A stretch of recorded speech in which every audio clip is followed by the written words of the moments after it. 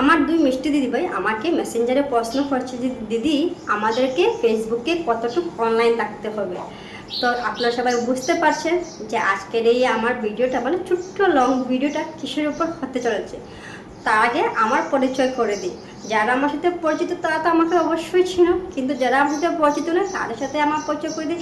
আমি সিম্পি ফ্রম আহমেদাবাদ। তো চলুন কথা না বাড়ি ভিডিওটা স্টার্ট করা যাক। তো ফেসবুকের গাইডলাইনে কোথাও লেখা নেই যে আমাদেরকে কত ঘন্টা অ্যাক্টিভ থাকতে হবে। এটা কিন্তু পুরোপুরি ডিপেন্ড করে আমাদের ডেইলি লাইফের উপর। হয়তো আজকে আমরা 5 ঘন্টা অ্যাক্টিভ থাকবো, হয়তো আমরা আজকে 8 ঘন্টা অ্যাক্টিভ থাকবো, কালকে হয়তো কোনো কারণবশত আমরা সেই ঠিকমতো 8 ঘন্টা বা 5 ঘন্টা অ্যাক্টিভ থাকতে পারছি না। এটা কিন্তু পুরোপুরি ডিপেন্ড করে আমাদের কাজের উপর বা আমাদের ডেইলি লাইফস্টাইলের উপর। এখানে ফেসবুকের গাইডলাইনে কোথাও লেখা নেই। হ্যাঁ, কিন্তু এটা আমি বলবো যে চেষ্টা করবে লেখা পোস্ট বা ফটো পোস্ট করার ম্যাক্সিমাম হলেও 15 মিনিট আগে অনলাইন থাকার চেষ্টা করবে, আর ফটো লেখা এগুলো পোস্ট করার ম্যাক্সিমাম আবার 15 মিনিট পরে অনলাইন থাকার চেষ্টা করবে। আর রিলস ভিডিও এগুলো পোস্ট করার আগে চেষ্টা করবে মানে আধা ঘন্টা আগে থেকে অনলাইন থাকবে, আর এগুলো পোস্ট করার পরে আবার আধা ঘন্টা অনলাইন থাকবে।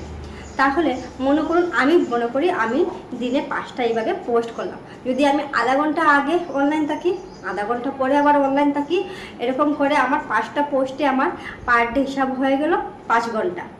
তারপর আমি যখন আমার পোস্ট আমি এক্সট্রা টাইমটা যখন আমি ফেসবুককে দিই, মানে আমি অন্যের ঘরে যাই, অন্যের ভিডিও দেখি, সেইগুলো যদি মনে করুন ম্যাক্সিমাম হলেও যদি 2 ঘন্টা তো হবেই, 2 ঘন্টা তাহলে হয়ে গেল আমার 7 ঘন্টা। এখানে পার ডে আবার 7 ঘন্টা তো অটোমেটিকলি হয়েই যাচ্ছে।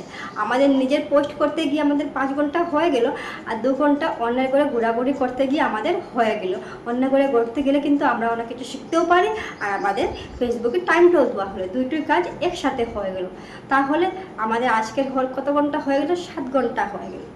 তাছাড়া আমি একটা ছোট্ট উদাহরণ দিয়ে আমি বোঝানোর চেষ্টা করছি। মনে করুন আমরা পকোড়া বানাচ্ছি। কিসের পকোড়া? মনে করুন পেঁয়াজি পকোড়া। তো সেইটা বানানোর জন্য আমরা পুরোপুরি রেডি করে নিয়ে কড়াইয়ের মধ্যে তেল দিয়ে, তেলটা ভালো করে যখন গরম হবে, টেম্পারেচার ঠিকঠাক হয়ে যাবে, তখনই কিন্তু আমরা এটার মধ্যে পকোড়া দেব। না হলে সেই পকোড়াটা কিন্তু টেস্টি হবে না, মুচমুচে হবে না। গরম তেলে দিলে এটা মুচমুচে হবে, টেস্টি হবে। আর যদি আমরা ঠান্ডা তেলে তেলটা দিই আর তারপর যদি পকোড়াটা ছেড়ে দিই, আবার তখন কি হবে? পকোড়াটা টেস্টি হবে না, বা বেশিরভাগ চান্স থাকবে কড়াই নিচে লেগে যাওয়ার।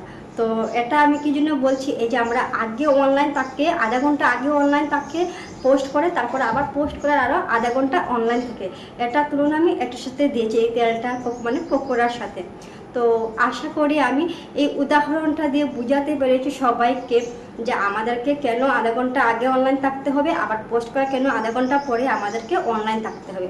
এছাড়া ফেসবুকের গাইডলাইনে কোথাও লেখা নেই যে আমাদের পার ডে কত ঘন্টা অনলাইন থাকতে হবে। আমি আগে বলছি, আবার বলছি, এটা পুরোপুরি ডিপেন্ড করে আমাদের নিত্য লাইফের উপরে। আর একটা কথা বলবো, আমরা যারা হাউস ওয়াইফ আছি, আমাদের কিন্তু সংসারটা মানে মেনটেন করে তারপর কিন্তু এই ফেসবুকটাকে মেনটেন করতে হবে। এমন না যে সংসারটাতে টাইম দিতে গিয়ে ফেসবুকটাতে দেখছি না, আর ফেসবুকে টাইম দিতে গিয়ে সংসারটা দেখছি না, দুই দিক থেকেই মেনটেন করতে হবে, তাহলেই ভালো হবে। আর যারা স্টুডেন্ট হয়ে কাজ করছে, এখন প্রফেশনাল মোড় করে দিয়েছে, তোমাদেরকে বলবো তোমরা কিন্তু তোমাদের পড়ার দিকটা ঠিকঠাক রেখো, তারপরে কিন্তু এই সোশ্যাল মিডিয়াটা ঠিকঠাক রাখো। দুইটাই ধরে রাখার চেষ্টা করো, যে খালি সোশ্যাল মিডিয়া নিয়ে কাজ করে যে তুমি এগিয়ে যাবে তা না। পড়াশোনা করলে, তোমার জ্ঞান থাকলে তুমি জীবনে অনেক কিছু অর্জন করতে পারবে। তো আর কথা না বাড়ি ভিডিওটা এখানে শেষ করতে গেলাম। আশা করি সবার পছন্দ হবে, আর যদি একটু ভালো লাগে থাকে তাহলে অন্যদেরকে একটু দেখার সুযোগ করে দেবেন। আজকে এখানেই বিদায় নিলাম, আবার দেখা হবে আরেকটা ছোট্ট ভিডিও নিয়ে আপনাদের সাথে। ধন্যবাদ সবাই।